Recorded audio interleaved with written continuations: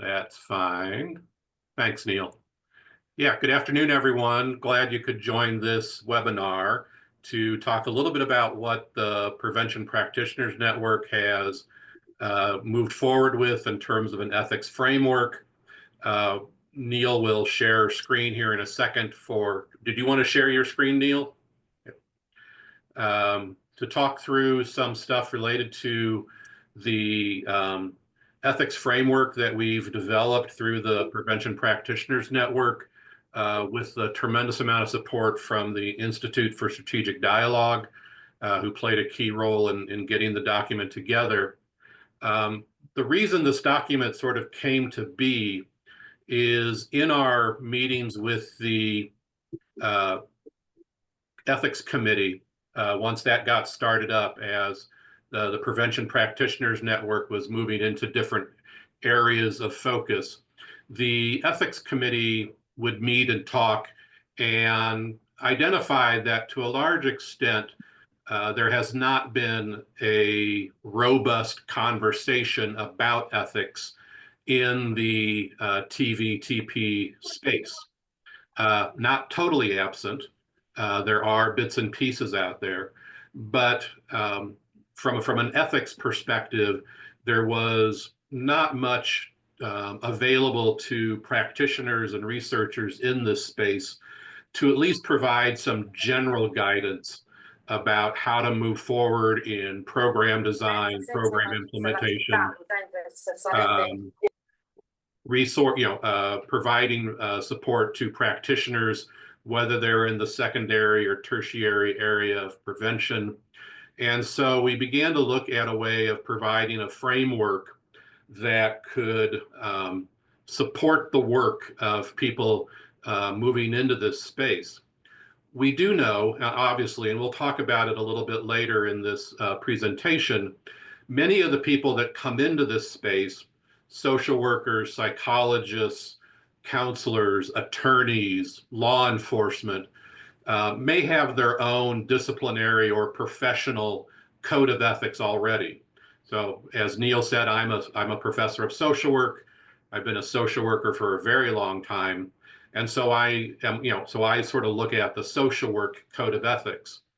But with the multidisciplinary, interdisciplinary nature of the work in the TV/TP space, we wanted to not override disciplinary professional codes of ethics, but provide a slightly higher level view of some values and ways of thinking about ethics so that different disciplines, different people can step into the space and have sort of a common language or a common sense of what are some of the values that are important in this space and how those values can help programming and interventions move forward.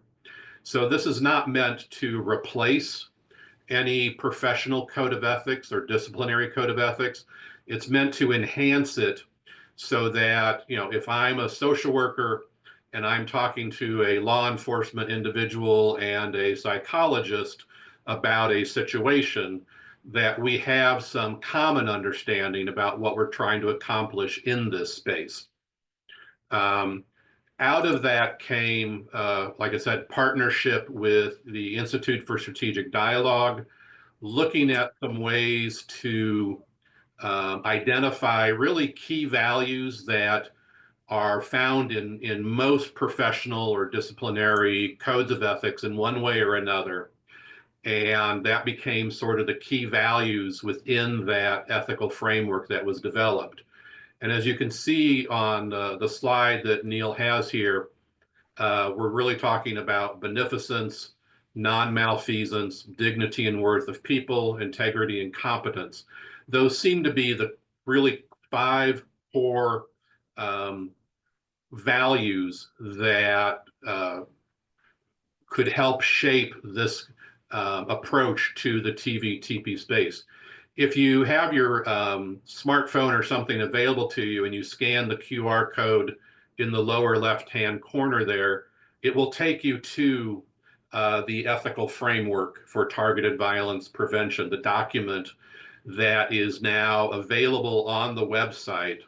And it's the document that will shape much of what I'm going to say today and shape our conversation. Thank you, Neil, for putting it in the chat too. And we wanted, part of the purpose of this webinar was to let people know this resource is available. And the other part was to begin to give people working in this space an opportunity to think about how these values and ethics can shape things moving forward in the work that you all are doing, and how this can be helpful to bringing together kind of different voices, different perspectives as we try to solve problems and approach this work from an ethically sound perspective, as we all try to be good practitioners, program developers, etc. Just real quick, because it's called an ethics framework and we're talking about values. I guess the distinction I want to make here is, in some ways, acting ethically means you are putting your values into practice. So if you value beneficence, which is the first value on the screen, then your ethical action would show that you consider beneficence very important. So to be an ethical practitioner in this space would be to act in a way that demonstrates your desire to move the value of beneficence forward, to make it obvious that you believe that the value of beneficence is important. So when I talk about the values and ethics, that's really what I'm talking about. Ethical action is putting these values into action, and how you then act demonstrates your adherence to or belief in these different values. If we take a look at the ethics framework, just sort of generally, we've got these values spelled out, and throughout the document, there's a little bit of the history about it, about the background, how it sort of ties in with the public health approach to TVT practice. And then it begins to talk about each of these values in turn. So what does beneficence mean, and what might it look like? What does non-malfeasance mean? Obviously beneficence means acting in the best interest of the people that you're involved with, trying to make good things happen. Non-malfeasance means not intentionally creating harm. We all know the sort of the medical ethics, do no harm, and that's really sort of a non-malfeasance approach. Dignity and worth of all people. Again, this can play into things like, how we treat people, that we see them as important. We value their involvement with us. We respect their individual rights and responsibilities, and that all sort of falls under different ways with dignity and worth of people. Integrity really means how you operate as a practitioner in this space. What does it mean to have integrity in this space? How you treat the people, transparency, truthfulness, things like that. Also, how you treat your colleagues in this space, and how we try to maintain sort of a professional attitude as we work with our colleagues in this space.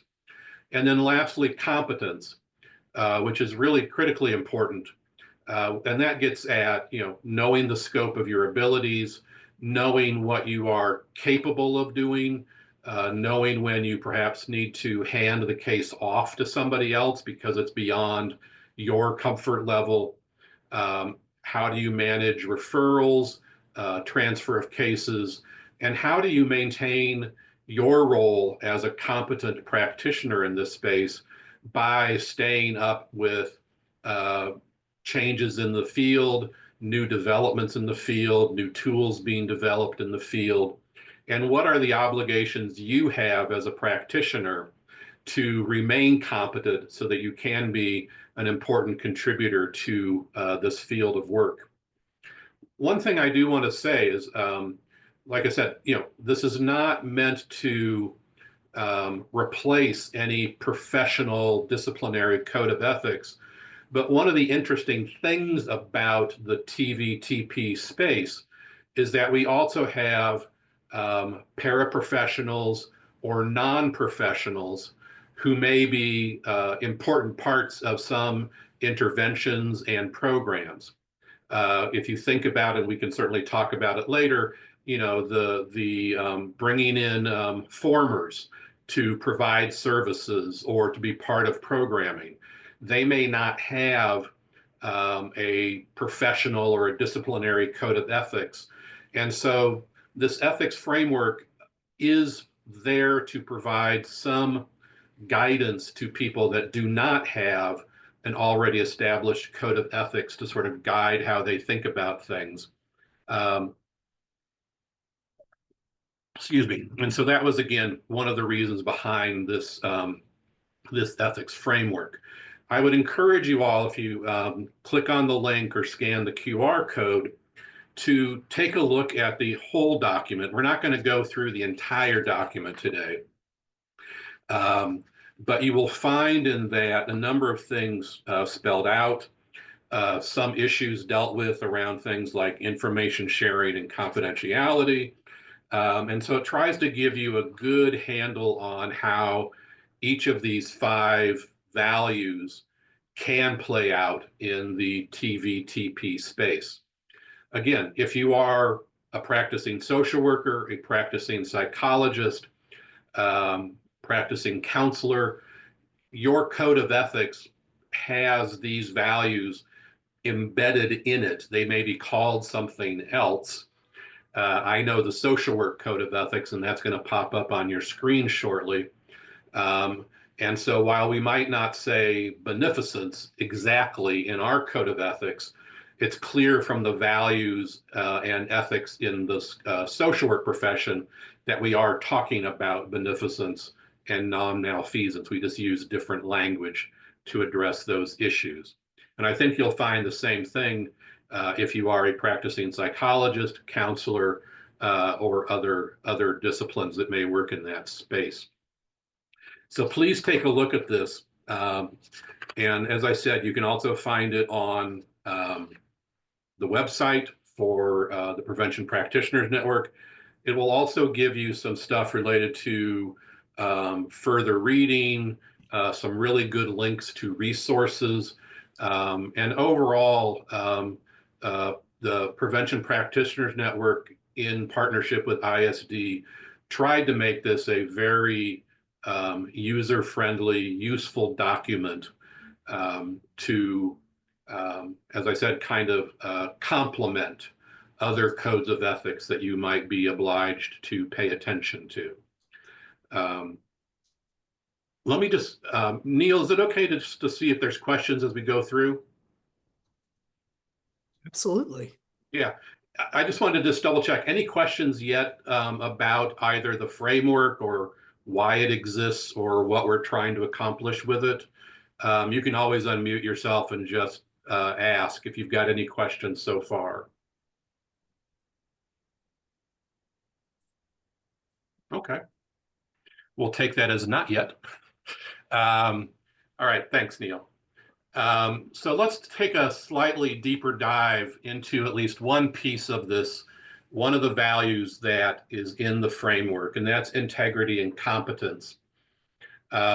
We sort of wanted to just take a deeper dive into some of this just to show you ways that it can work. So when you look under integrity and competence, if you're engaged in this work, whether it's secondary, tertiary prevention, intervention, part of your the competence value is how you stay abreast of related good practices, how you seek opportunities to enhance your capabilities in this space. It also means to be aware of what you do not know, what you are not able to do. Integrity and competence means that you should never seek to provide services you're not qualified for. This can be important as if you are providing a service that you do not have training or any kind of substantial education in, and you're just trying to do it because it seems like something interesting, if something goes problematic with what you're doing, um, the people that would look at your work would be very concerned that you basically have no demonstrated competence to even be doing this particular task or job. One of the areas I think about this in terms of being in a helping profession, and again, this is something that the Prevention Practitioners Network has addressed. There's a difference between doing a behavioral threat assessment management plan, a suicide evaluation, a mental health evaluation, uh, a risk assessment. Those are not all the same things. I know that in terms of my training as a social worker, I can evaluate someone's mental health status. I can evaluate somebody's degree of risk for suicide. I have never been trained yet specifically to fill out a behavioral threat assessment analysis. Um, because that was never part of my social work training. Um, Obviously, I've been getting sort of training in this space. But if someone were to turn to me and say, Marley, could you do a threat assessment on this individual? I would say no. Um, and I would refer that request to somebody who I know is specifically trained in threat assessment. So that's where we have to be careful and not assume that because we've been trained in one thing, we are automatically competent and able to do other things that are like that, but require different kinds of training. The other issue with competence and integrity is self-care. In the code of ethics for social work, self-care is actually written into our code of ethics. We are sort of ethically expected to tend to our emotional, physical, relational self so that we can provide the best practice, the best intervention possible. Obviously, this space creates a tremendous amount of um, stress, worry, fear, anxiety. What practitioners are exposed to in this space can be personally and professionally challenging. And so being able to and so being able to be a good, competent practitioner who is practicing with integrity means that you also need to be in your best state of being in order to do well in this work. Um, I know in a lot of trainings that I do for people interested in moving into this work, we have an entire module on self-care. As helping professionals, social workers, psychologists, we're used to thinking about self-care. Um, Other areas, self-care is a bit perhaps not as well focused on. Many of my dealings with people in the law enforcement space, self-care is oftentimes not prioritized in the same way that it probably should be. Um, but how you need to have a self-care plan, and whatever that looks like for you, you can think about how that helps you be a competent practitioner. In some codes of ethics, for example, in social work codes of ethics, we actually have an ethical obligation to identify social workers who are trying to practice while impaired. So if I'm aware of a colleague who is trying to provide social work services and I know that person is on some kind of substance, I have an ethical obligation to, in fact, identify that person and tell them not to provide services. Um, and you don't want to be in that space of having people concerned about your ability to provide good practice, good services. Um, Oh, I see Leanne's question. Um, we'll try to get that. I know that some of the training modules that we've put together in the state of Illinois through a different DHS funding mechanism, includes some stuff on self-care. But Neil, if you could just make a note of that, then we can try to get some links out for some self-care modules that I think would be helpful. We can go on to the next slide, Neil. Yeah, happy to, Jim. And we also have a number of resources that we have compiled for an Eradicate Hate working group on this topic in particular, and I'd be happy to share those as well. Okay, thank you, Neil. Yeah, because my experience has been that, especially with the issue of self-care, that this space in particular, the TVTP space, can be particularly challenging depending on, again, what kind of work you do. And even for people where they have an ethical obligation to engage in self-care, such as social workers, it's one thing to say you should be doing it. It's another thing to actually do it and have a plan for how best to do it. And Yeah, and so before we move a little bit further, we wanted to just kind of open things up a little bit to you all. As I always tell my students, I would not want to be in a class where I am the only one talking. You've had a chance to kind of see the different values that our framework is addressing. You may have already looked at the overall framework through the link or the QR code. And we'd like to just open it up to you all to get any feedback you have about the values that we identified, how they might play out in this space. Again, we took a little bit of a deeper dive on integrity and competence, but happy to have a conversation with you all about other values, or if you think that we missed something, this is a living document.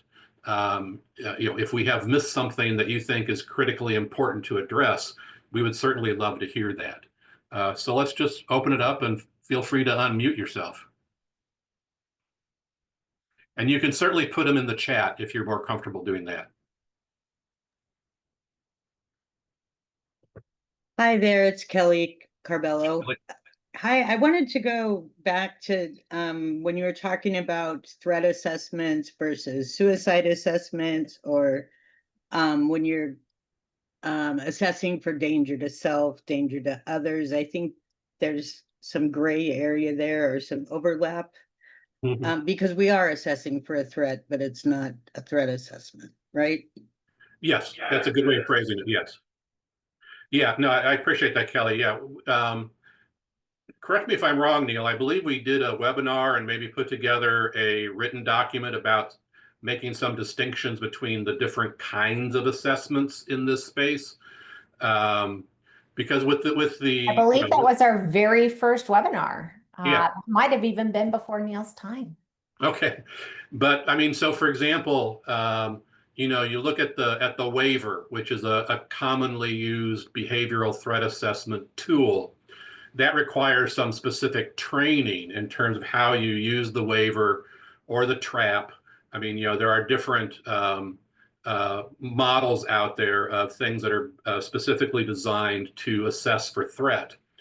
The distinction is that, if you're trained on assessing like suicide risk or substance abuse risk or things like that, yes, you are trained in assessing risk in a person, but behavioral threat assessment is kind of, again, its own animal and requires some additional training.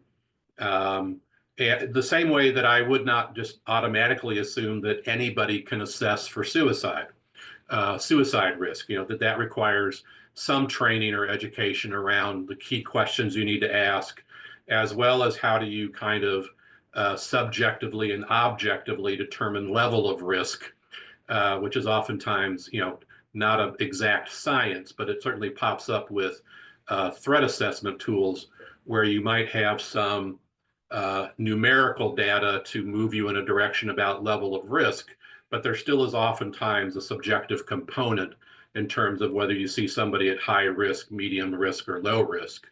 But But your point is well taken, Kelly. And this is why I've always thought that in many ways, professionals, people in the helping professions, have a lot of skills they can bring to this space already. It's not like you're having to learn an entirely new language, an entirely new set of information. 80–90% of what I know as a social worker is directly translatable into this space. There's been some other pieces that I've had to learn over time. But I appreciate your comment, Kelly. And professionals are used to assessing risk. Risk of violence and imminent risk of violence is certainly something where, again, it may require some additional training or education. Thank you. Other questions, comments?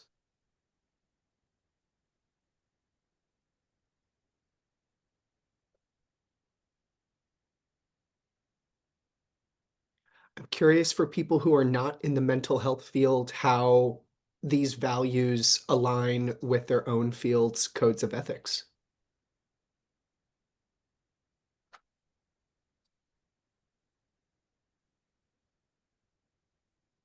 I forgot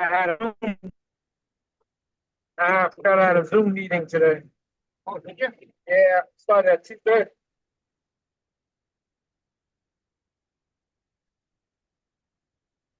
Sydney, I sorry you took yourself off mute. Can you repeat what you said? I don't know that that was for us, Jim. Oh, okay. All right. Sorry about that. I That's was okay. saying I forgot that I had a Zoom meeting. When you saw my mouth moving, kind of saying to myself, I had a meeting today to get on, and I was trying to get my headset to get on. How are you doing? Sydney, you're breaking up. I think they were trying to put their headset on. Okay, no worries. What about I'm sitting in a passenger seat on the road. So I'm probably breaking up by the internet service. no problem, Sydney? Thank you. I see Susan put in about the ATAP code of ethics. Yes, that was again something that I certainly looked at. I know we, as we were putting this document together, we tried to look at social work, psychology. ATAP has their own document around some ethics and expectations for threat assessment for professionals. And again, our sense, certainly my sense, was the framework that PPN and Institute for Strategic Dialogue put together is congruent with ATAP. I don't think there's anything that is counterproductive. Oh, that might not be the right word. I think they align fine. But yes, we did look at that specifically because we know that, and again, the interesting thing with ATAP is, you can be a psychologist and be part of ATAP, or a social worker and be part of ATAP. So, you can be in a space where you may have several different sets of expectations or obligations based on, what hat you're wearing. So yes, but yeah, ATAP was looked at, and I believe at least a couple of people on our advisory board are members of ATAP. So they've certainly been involved in the review of this document. For those of you that may not know ATAP, it's the Association for Threat Assessment Professionals. Excellent organization. They tend to be very involved with Eradicate Hate, with Prevention Practitioners Network. Membership oftentimes comes to our webinars, and they have different chapters. And if you are interested, especially in the threat assessment side of things, that's an interesting organization to check out.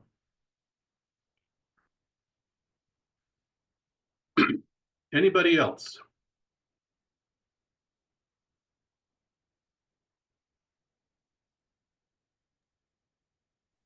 So, real quick, I don't know if you have tap on it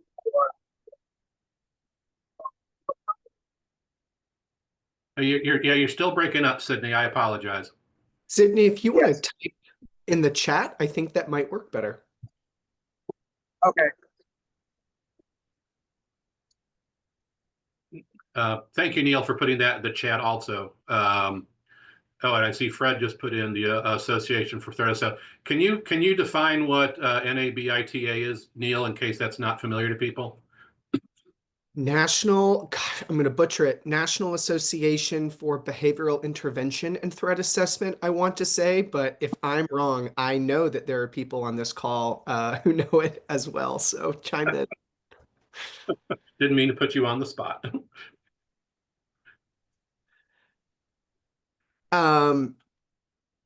Sydney asks how Eradicate Hate is attempting to address this issue.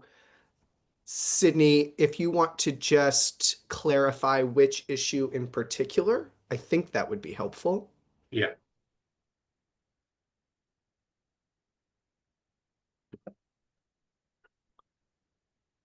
We'll give Sydney a chance to respond if he has a chance, but oh.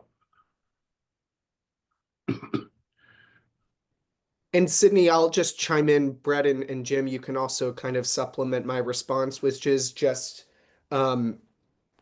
Eradicate Hate is not conducting any threat assessments, nor are they working with clients, patients, or individuals who may be at risk.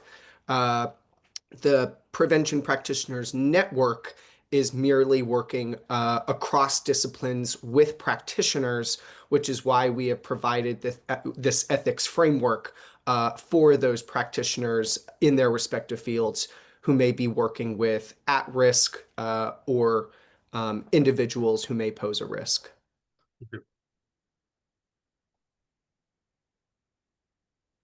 Yeah, and just to follow up just briefly with that, Neil, and then I'll address what if I hope I'm not butchering your name, Sharia posted.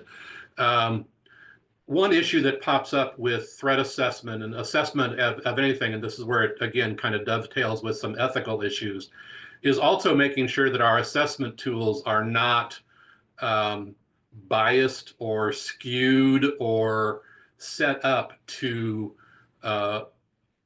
marginalized populations. Clearly, there has been history of how different populations are evaluated, what are considered risk and resilience factors, and concerns about the way that we assess might over-involve some populations and exclude other populations from being viewed at risk. So again, from a values perspective, from an ethics perspective, part of it is when you are going to use an assessment tool, such as a threat assessment tool, to make sure that it is in fact appropriate to use for the populations that you are working with, and not a biased tool that might give you biased information that might skew level of risk based on certain irrelevant attributes. Going back, just to address Shreya's comment, if we can use these principles for research, interview with participants who have experienced violence, terrorism, and if yes, then how? Yes, I mean, just to be totally transparent, part of one of the documents that I shared with the Institute for Strategic Dialogue actually comes out of research ethics, and that's what's referred to as the Belmont Report. The Belmont Report provides sort of the ethical foundation for doing human subjects research in the United States. Many of the values from the Belmont Report are in this particular research, this particular ethics framework that PPN and ISD developed.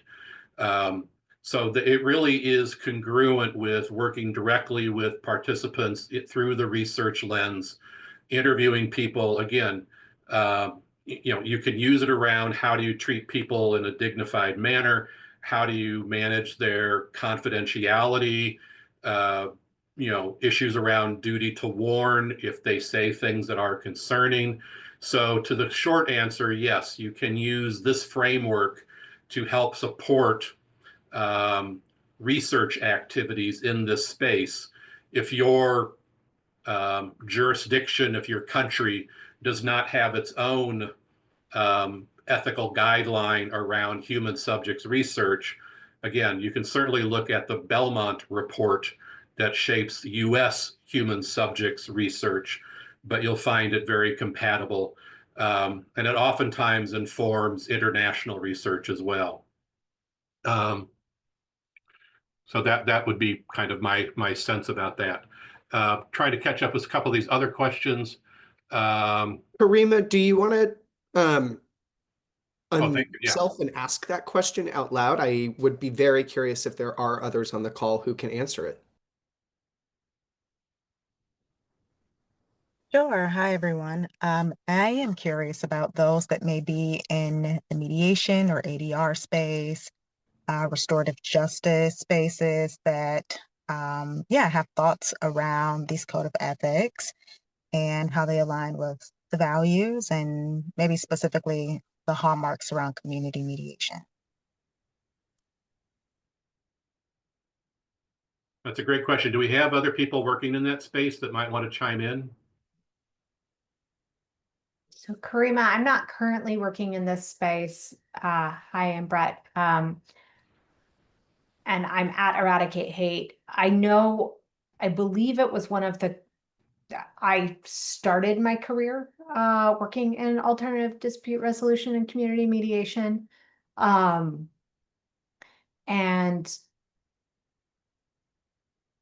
curious if other people have thoughts. I don't think there's anything in conflict here. Obviously in a mediation space, confidentiality is one of the primary ethics, as well as neutrality, etc. Here, the only tension with confidentiality is where there may otherwise be duty to warn or duty to protect if there's imminent threat of violence to self or others. But curious if others have thoughts on that. That would be my instinct, having come from that field, although it's been a little while.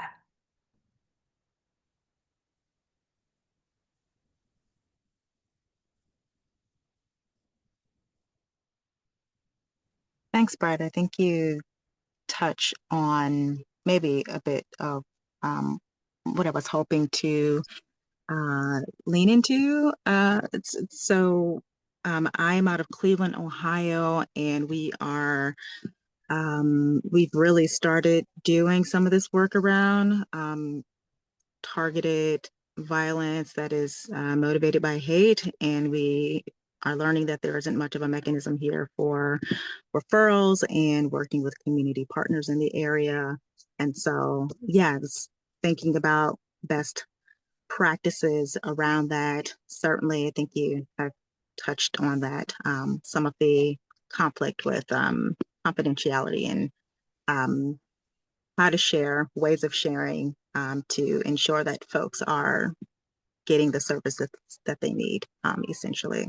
So thanks for touching on that. I think part of this, and this is where Jim is the expert and I follow his guidance, but part of this is also kind of the informed consent at the outset of when you're starting the relationship and you're explaining the principle of confidentiality to the people participating in a community mediation or a restorative circle, kind of whatever format you're using, explaining where there is that exception, to the extent there is an exception, we honor confidentiality. This is what that means. However, if you indicate that you are likely to harm yourself or others imminently, these are the actions I might take to connect you with someone who might be better positioned to provide services in that instance. And so, Jim, over to you, but kind of navigating that prospectively, so that you are still honoring that conversation with the individual, the informed consent. You're still honoring confidentiality, but you're telling them where there is a limitation before they might share information with you that might trigger that need to take action. Yeah, no, you're exactly right, Brett. And I think sometimes there's a worry that by spelling out those exceptions ahead of time, people might then clam up and not say that because they don't want that exception to kick in terms of where other people might need to be informed. Research has shown that very often that's not the case. Once the relationship is established, if people are not going to edit themselves so much that they're not giving you important information, even if it means acknowledging some level of concern about danger to self or others. So it's always a best practice to let people know what the expectations are, what are the consequences. I think one of the areas, again, where confidentiality, especially in things like restorative justice circles or other things where you might have group conversations, is again the expectation that there's confidentiality. That is, what is said in the group stays in the group, acknowledging the exceptions in terms of danger to self or others, for example. I think one of the struggles sometimes is you don't always have the ability to ensure confidentiality once the group breaks up and they go about their day. But that can certainly be a strong expectation that you place on the group members about confidentiality within the group and confidentiality outside the group. And again, spell that out as a normative expectation if they're going to benefit from the service that you're trying to provide. Jim, Excellent. Yeah. I was going to say, Caleb asked about application alignment with tribal government and indigenous population communities. Caleb, if you don't mind, that's actually the next phase, is how this applies. So Jim, let's just come back to that question as we proceed. Yeah. And I do want to just in terms of a follow-up with what Brett said before we sort of move on here. One of the things about codes of ethics, professional codes of ethics, people can certainly have differences of opinion about what's the best way to proceed in terms of resolving a problem. One of the things that my students, when I teach ethics to students, one of the things that they do not like is that there can be multiple correct responses. Neil, myself, and Brett might all be looking at the same thing and come up with 3 right answers, all different, but all potentially correct ways of resolving something. Ethics is not about coming up with the only possible right answer. Ethics and values are about going through a way of thinking about something so that when you do respond to a problem or a concern, you can justify why you came up with your response. Other people may disagree with your response, may come up with a different response, but that's really not the issue. The issue is that you can explain how you came about to your answer to the problem. So I just want to clarify that, because we can look at different issues within the TVT space, and different practitioners may say, well, this is the right way, and someone else might say, well, no, this is the right way, and they might both be right. And it's just, again, thinking through the issues and what might be the stronger, better outcome. But ethics is rarely about coming up with the only single right way to respond. That's not generally how ethics works. Okay. Do we want to go on to the next part, Neil?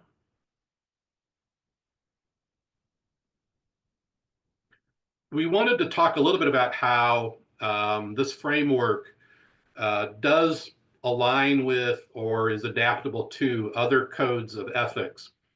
And while we've got, the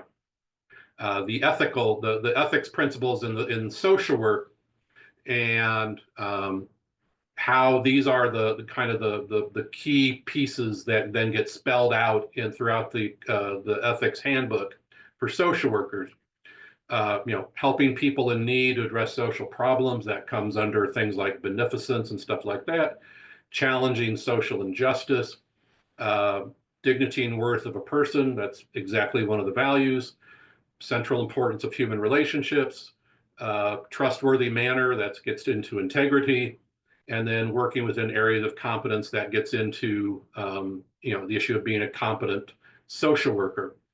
I think, Caleb, you raised an interesting question. I'd like to go back to that. One of the issues within the helping professions, like social work, psychology, etc., is how do we align ourselves best, or that might not be the right way to phrase it, but what stance do we take as professionals when engaging with, for example, a tribal government or an indigenous community, knowing that they may have particular values, particular ways of acting, ways of developing meaning, and not meaning to sort of force a set of values on a group that may have a distinct way of looking at themselves, their world, how they interact with each other. I'm curious, Caleb, if you're open to unmuting yourself, if you have some reflections or ideas about the values that we've been talking about and what may or may not coincide with tribal governments or indigenous communities. Yeah, are you able to hear me okay? Absolutely, Caleb, yes. Hey, thanks. I appreciate it. Really good content. I guess more of just kind of my musing and thinking out loud here as I was reading through this is as my group has worked and starting to engage a lot with tribal communities and governments, we got a lot of experience in those areas, mostly up here in Alaska, just in our indigenous communities that are off the road system. Collaboration is massive. In the sense of extremely small communities, very isolated. You can't really get there. So everybody kind of knows everything that's going on. And to work through issues or help maybe the community build up resilience or address harm reduction, the confidentiality piece is something that I kind of personally keep circling back to, because as you work in one small field, everybody's aware of it right off the bat because it's such a small insular community. And there are some advantages to that because it is very much, a village that is built to solve problems together as a people. But coming out of the world of public safety, that had all these violations, right, in the terms of our ethic concerns of sharing. So I was just kind of wondering, navigating through that when you are working in a very collaborative, community-oriented space where it can be a lot harder to build those stronger privacy, confidentiality, sort of ethical standards right into the work, if that makes sense at all. And again, I'm kind of musing out loud here. I haven't really been able to articulate this the way I'm thinking through it. No, I think you said it very well, Caleb. I mean, to draw kind of a parallel, when we talk about, for example, confidentiality or even consent to provide a service or an intervention of some kind, in some populations, the person who is going to receive the service is not the person to consent. The structure of that community may be that there is a designated community elder or a different person who provides consent, even if it's consenting for somebody else to be part of a service or an intervention. So part of that is, again, recognizing the the tribal organization, the nature of that culture, and then how do you work within that culture. I totally get, it's kind of a balancing act because you don't want to feel like you're violating your particular ethics or the ethics framework, but part of it is trying to find how you navigate different kind of, again, tribal organizations, indigenous community needs and beliefs and values without asserting that the way that we do it is the only way that it can be done. So I think your point is well taken. My guess is it's going to be very much on a individual case-by-case basis to see to what extent does the population you're trying to engage with and develop relationships with provide some flexibility with how things like confidentiality is handled. Certainly can explain why we see why I might see confidentiality a certain way, try to understand why they see confidentiality perhaps a different way, and then is there a middle space or a way of respecting both perspectives? And again, my guess is it's going to be up to the person's knowledge and acceptance into or relationship with whatever that population is. So if you've got a good working relationship, Caleb, with some of these small communities, they may trust what you say, and they may be able to work with you around, what's a middle ground approach to this, so that each side gets a little bit of what they want. I just want to highlight with the thing you said there about, needing the consent being given by elder of a community. It's really the first time I've ever sat one of these trainings and I've heard that articulated in a way. And I think that's such a crucially important point of you may have the buy-in of the individual or the institution, but you need that community weight consent that may come from more atypical places. And I would just to highlight, that's a really powerful point. I would love to hear some extrapolating on that thoughts and ideas on how frameworks can adapt around that, because I think that is one of the most stated important points in a lot of this kind of stuff in working in these real small communities like that. And it's such a crucial piece of it. So I just really appreciate you bringing that up. Sure, Cliff. Thank you. And I appreciate your question sort of spurring that on.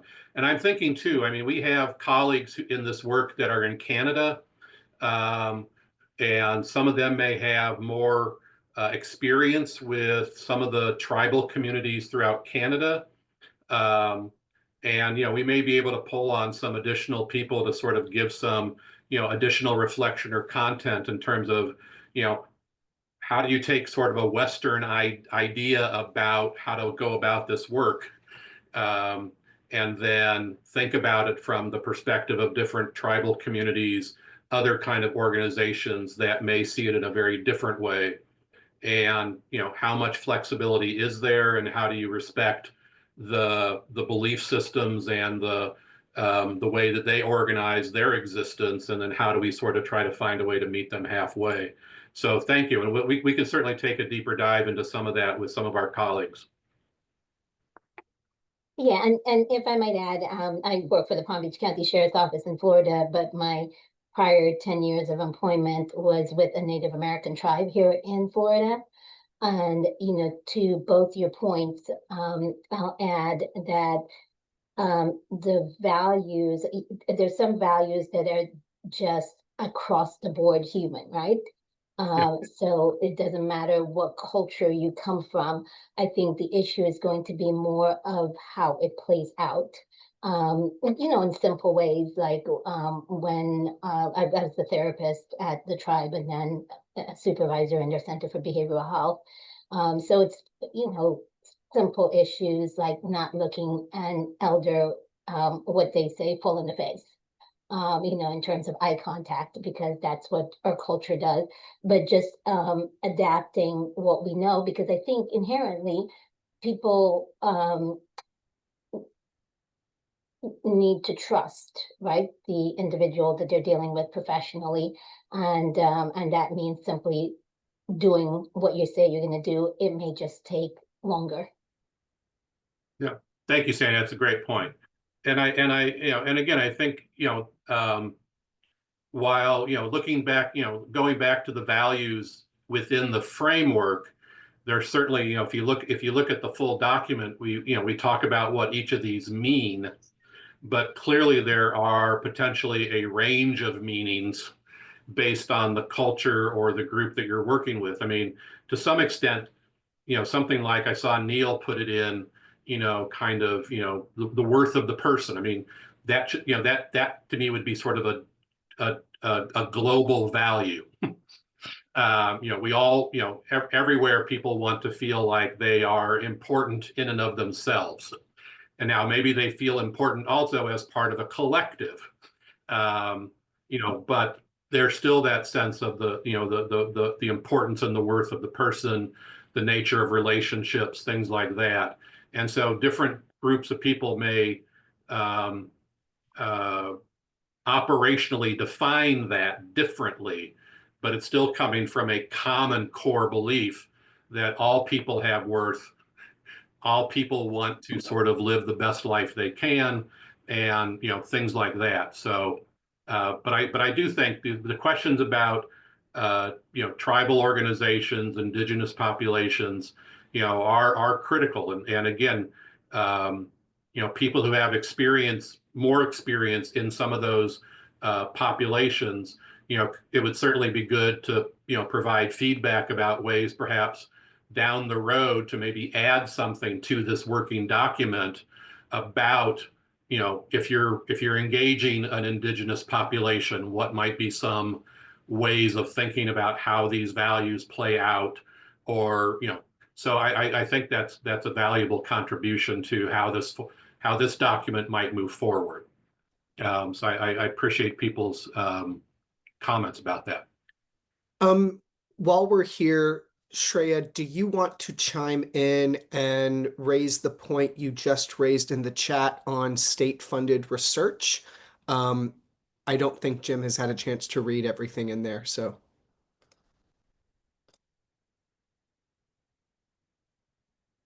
Hi, Neil. Hi, Jane.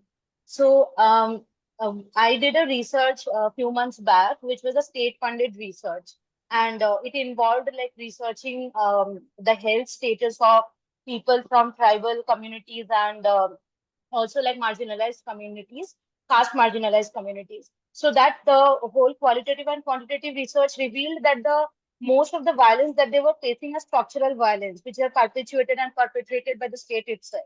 So then how to put together a sensitive research report that will not hinder the policy aspect, and also like would take care of the ethical aspects while working with these communities as well. Because what I have witnessed during the field work is that they were really hesitant to talk about their experiences, thinking that the state would like further cause more trouble for them. So those ethical considerations I was wondering how to take care of. Yeah, that's a there's a lot there in your question. It was bringing flashbacks to me a little bit. Several years back, I worked with a professor of public health on a small grant to provide some information to a county outside of Chicago who wanted some planning data about the future of mental health issues in their communities. And so we did a very nice research project, only to come to find out that the county did not like our findings and they just shoved it away. So certainly clearly not at the level of structural violence, but there's a couple of ways of thinking about this. I mean, I think one is, as researchers, because I also here at Loyola participate in a 2-day training that we do on research ethics for all of our incoming faculty and research students and stuff. So they're required to take a thing on research ethics, and I do one of the modules for that. but we talk about international research and difficult research and things like that.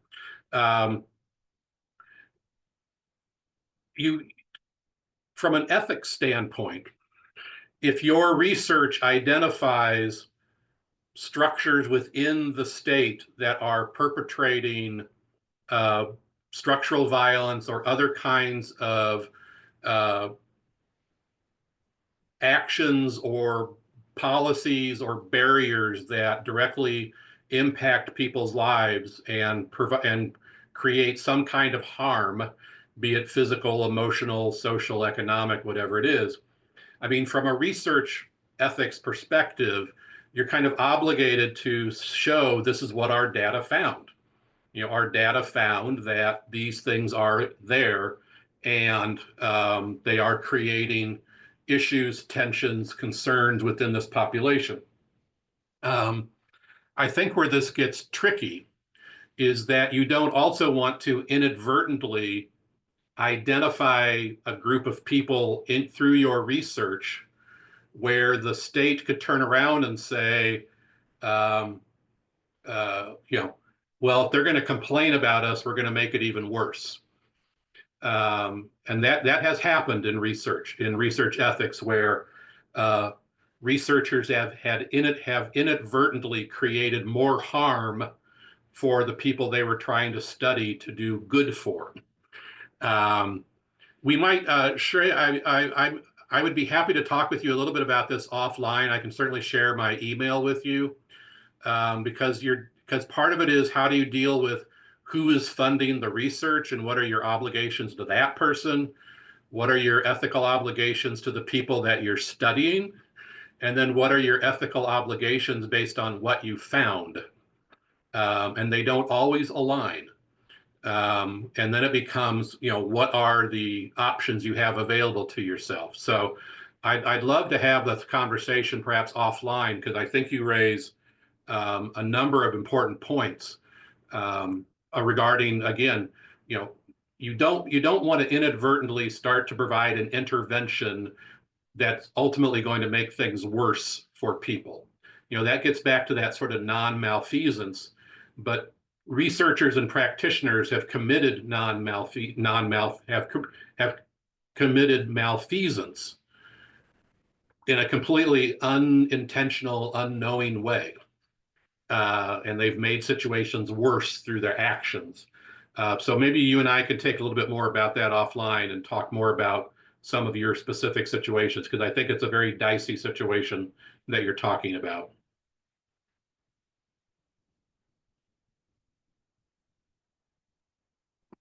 And I'm just gonna.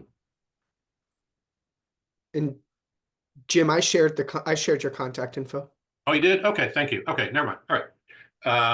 Yeah, so any of you are welcome to reach out to me. I always am happy to continue conversations offline through email, or setting up Zoom meetings if I can be of help on more sort of granular or situation specific issues. Always happy to do that. Okay, so Neil, we wanted to kind of move into sort of some an example here in terms of how to apply some of the values coming from the framework. You know, what are the standards that you're practicing under? Again, being familiar with your own, if you are under a code of ethics, knowing the applicable laws in your communities, what shapes what you are, what your scope of practice is, what you are able to do. I know I've had a number of social workers at some trainings who have asked, you know, can social workers work in the TVTP space? Is that within our scope of practice? And the short answer is yes. You know, it's providing intervention and services to a population that is in trouble. There's nothing about the way that social workers are licensed or accredited that says they cannot work in this space. That's different than, for example, a social worker who says, can I as a social worker write a prescription for a medication and give it to my client? No, you cannot. That is clearly outside our scope, and it's not part of how we get licensed and regulated. So again, from a scope of practice work, there's usually nothing about the TV/TP space that would prevent a licensed mental health provider from whatever discipline that means from practicing in this space. How do you think about your connection to cases? Thinking about, do you need to pull in a supervisor? Do you need to send the case to a colleague who, excuse me, who may be more capable of practicing in that area? One thing that comes up from an ethics of practice around referring the case or handing the case off to somebody else, there is an element of malpractice, which is called insufficient transfer of case or inappropriate transfer of case. What that means generally is if you're going to transfer a case to another professional, you need to make sure that the person receiving the case has sufficient information from you to know what's going on, what are the immediate needs, are there any emergency issues. There have been situations where practitioners have gotten in trouble because when they transferred a case, they did not provide sufficient information to the person receiving the case, and the person receiving the case thought the case was not a crisis and then found out it was when it was too late. So it's not just thinking about, should I transfer this case to somebody else? It's also about, from an ethics perspective, I need to fully inform the person receiving the case so that they know exactly what's going on and can step in and provide the needed level of concern or response that this case requires. And then something we talked about just in a way, sort of a little bit earlier, the religious, cultural, personal preferences of the individuals you work with. In the field of social work, it's been sort of funny. We used to talk about cultural competence, which was where you would try to learn as much as you could about different cultures. And then we sort of abandoned that term and then started talking about cultural humility, which is, again, an approach to how do you learn and understand the world through the eyes of the people you are trying to work with. There are issues with both approaches, but right now in the field of social work, at least, we talk about cultural humility. The key part is if you're working with somebody coming from a very different religious, cultural, or some other difference that perhaps is unknown to you, what steps are you obligated to take as a competent service provider to make sure that what you are doing or want to do aligns with, or at least takes into consideration, the person's religious, cultural, or other personal preferences. And sometimes that may mean that they, in fact, do not want your service. They may have particular cultural or religious beliefs about who should provide services or what kind of services are acceptable. I've had many a person I've worked with over the years say, I'm not going to take medication because either my religion or my culture do not accept medication. So whatever you want to do is fine, just no medication. And I've had to, move on with that because that was not something I was going to change. But again, that puts an obligation on your side to make sure you're attentive to these cultural, religious aspects.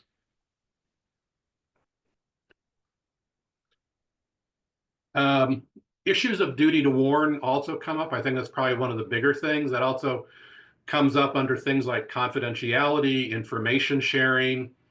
I will say for many mental health practitioners who move into the TV/TP space, one of the places where we are perhaps not as well educated or trained as we could be is what does it mean to work more closely with law enforcement? Oftentimes, law enforcement is either already involved in the case or may need to get involved in the case depending on level of risk. And again, I mean, as a mental health practitioner, service provider, most of the situations where I was trained and educated, we talked very little about our roles and responsibilities with sharing information with law enforcement. But what the map that Neil just put up on the screen talks about the difference between mandatory duty to warn and permissive duty to warn. Which states have which have neither, and which has something else. As you can see, most of the states have either a duty where it's mandatory or a duty where it's permissive. The permissive one is oftentimes, well, both can become ethical issues. Where it's mandatory, where you have a duty to warn, if that threshold is met, oftentimes mental health practitioners will say, I know I should report this, but, and the concern is if I report it, what then is going to happen? Will it interfere with, somehow derail whatever services, et cetera, we're trying to provide? Even if they know that it is a mandatory requirement. Permissive, where it's not required to breach confidentiality. You might choose to do that. You might choose not to. That's essentially what permissive means. But then again, from an ethics perspective, why might you lean one way or the other? And are you thinking through what would it mean if you do report, and what would it mean if you do not report? Thinking through the consequences of your choices is, one way to think about ethical action. If I do this, what might then happen? If I do this other thing, what might then happen? And in permissive states, as well as mandatory states, that is, oftentimes a discussion. I usually tell mental health practitioners that if you work somewhere where mandatory reporting is required, in the long run, you're better off reporting. And there's been research which has shown that in places where mandatory reporting is required, it does not necessarily spell the end of the relationship that you are trying to develop with the person to provide services. I know that's oftentimes a fear, but it does not hold up under research that is the only outcome. There are people that when you do report them, this sounds odd, are actually thankful, because through the reporting process, other services, other responses, other resources are now made available to them, which they actually see that they need. So sometimes mandatory reporting does have a positive impact on the people that we're trying to help. But this is an indication, again, from being a competent provider, competent practitioner, and working with integrity, is you need to know the laws of your state.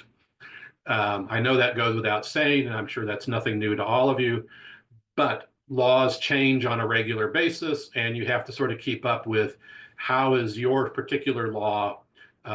Yes, Neil, yes, especially if you're licensed in multiple states, because then you have to know the laws of the states in which you are licensed. Within the field of social work, things have been changing with cross state line service provision. If I'm in Illinois and I'm providing an online service to someone who lives in Florida, I now have to know the laws both in Illinois and Florida. So that becomes an incredibly important obligation on my part to know about the laws. So we can open this up for discussion. I think we're doing pretty good on time, Neil, it looks like. Yeah. We wanted to save at least a little bit of time. And again, thank you so much for the questions that have been coming up and the comments in the chat. I think that's been very, very, very helpful. But if there are things that are going on in your work right now that you think sort of touches on some of these ethical values, ethical actions, things like, how do you deal with the media wanting interviews or information? what happened, you know, what if your organization currently does or might want to bring in formers to be part of the service provision. Issues about confidentiality and information sharing. You know, there may be a number of things that might be going on that have raised concerns through your work, and we just wanted to have a few minutes just to talk about any of those that might strike a chord with any of you. Yes, Jane, I see your hand up. Yeah, I'm really on the outskirts, I think, of this work. I joined, this is my first time as part of this community. But it is, you said media, so I thought, okay, I'm being called to speak up. There is a documentary that is going to be done about a client of mine who's so open-ended client, no gender, open-ended, lost her child, teen, died by completed suicide, secondary to grooming online. So the violence was via digital. Mhm. And this documentary is, you know, I lost one sleepless night and I've now slept, but I'm writing a release. I'm not doing it as a therapist, but the beneficence of helping the world navigate with other teens to protect them from this online influence and is far outweighs, and it's my client wants me to do this. And so it's just something I've never had to do. I've been doing this work for very many years and I've never been in a documentary before. So yeah, that's the situation. Well, first, I'm sorry for the loss. I mean, that had to be very traumatic. I mean, not just for you. I'm sure there are other family or other people who are dealing with that loss. So again, I'm sorry that you had to experience that. This was an adolescent, you said? Yes. And did the adolescent have involved family? So when you say involved family, she knew something, mom knew something was off, but didn't catch how off it was until he was gone. But I guess what I'm getting at is, I mean, for the purposes of the documentary, has any family member also been like consented for this to happen? Oh, that's an interesting question. No, but no. Okay. That would just be one question I would have, would be whether or not, you know, if this person, if the person, you know, was, you know, not of age and would have normally required parental consent to, That's brilliant. yeah, see a doctor or something. I would hope the documentarians would have reached out to the family and gotten the appropriate consent. So that would be where I would probably start with this. So seek secondary consent from bio dad. Yeah, yeah, or yeah, whatever parent or parents are were at the time legally responsible for the kid.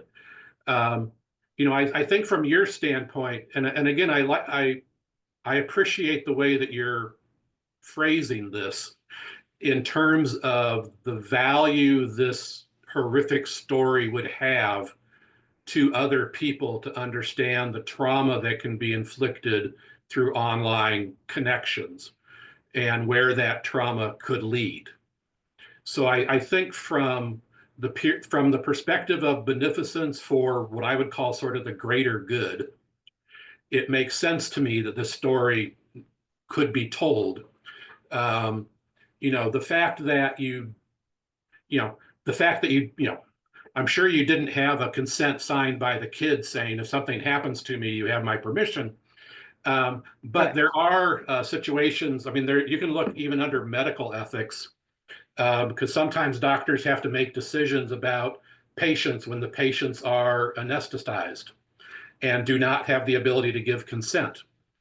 And medical ethics has found a way of dealing with that. And a lot of it is thinking about beneficence, you know, if the patient were awake, what would that person likely want to have happen?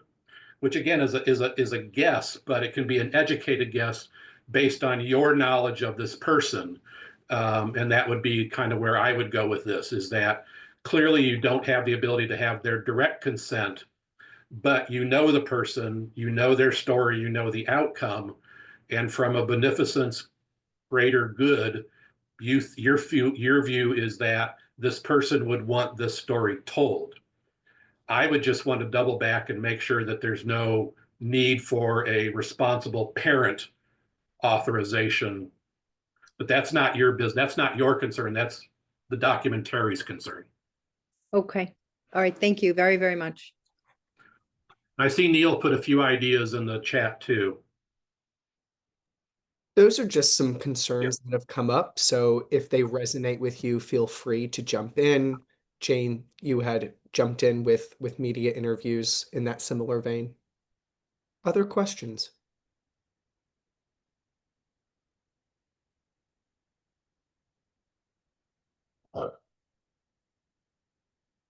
It's Kelly. I have another question, Sure. if you don't mind. So with kids and schools, and if a referral is made for a behavioral threat assessment, we don't really know what happens. All schools have like their own protocols. So for me as a social worker, I'm thinking, is this going to be harmful? Because I really don't know. So that is definitely an ethical situation. Or it's because I don't know what to do. Well, yeah, I mean, it's hard to do your job, Kelly, if you're not sure what the outcome is of the different options you have available. If you work across multiple schools, it probably would be helpful to the extent possible to find out if a threat assessment is necessary, what are the protocols the school follows? How will the school respond? We've had some conversations. I think even in the advisory board meetings with PPN, as I recall, and certainly some of the trainings I've been on. I mean, it's one thing, if law enforcement is going to be involved, it's one thing to show up to a family's house in an unmarked car and talk with the family, as opposed to like 3 squad cars with their lights flashing pulling up in front of the same house. One is sort of a sensitive approach and one is a very insensitive approach. And the same thing can happen with the threat assessment. I mean, you need to know what assessment are they doing? What do they do with that information? In order for you to competently take care of your side of the equation, you need to know what happens when that referral or that handoff is made. To me, that should not be secret information, but may require some outreach on your part just to be informed. You're not saying, you need to know everything, but what are the protocols they follow? What information are they gathering? Where does that information go? Because you need that information at a minimum just to be able to make your own opinions about, which kid do you think warrants going down that path and which kid maybe needs a different path. You can't really make that decision in the absence of any information. Thank you. Thank you, Jim. With 3 minutes left, I'm going to jump in here and just share a few resources with you. We have just launched our Reach Out Resource Hub. This resource hub is essentially a way for anyone, parents, caregivers, bystanders, even individuals themselves who may be contemplating an act of violence, to connect with resources, whether that be a clinical provider, an organization, or other services that may help them get off that path. So that reach out resource is both for them as well as victims and victims and survivors of acts of targeted violence. In the chat, I'm going to share that link with you. It's called the Reach Out Resource Hub. We would like for this to be populated by all of you. Caleb, I would love to discuss how we get this populated with folks in Alaska.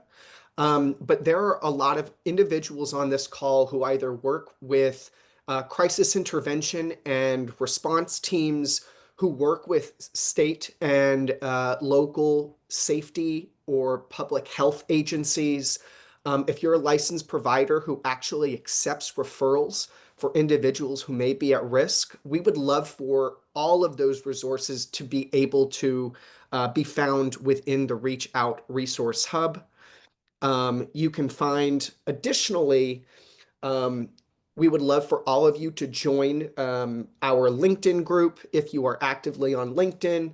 And for those clinically licensed professionals, we actually have a learning community that we lead with Boston Children's Hospital, where both we have topical presentations as it pertains to clinical application and practice, as well as case consultation calls for individuals to bring anonymized cases to receive consultation. Right now, it is primarily focused on a tool developed by our partners at Boston Children's Hospital, but we will be broadening that out shortly.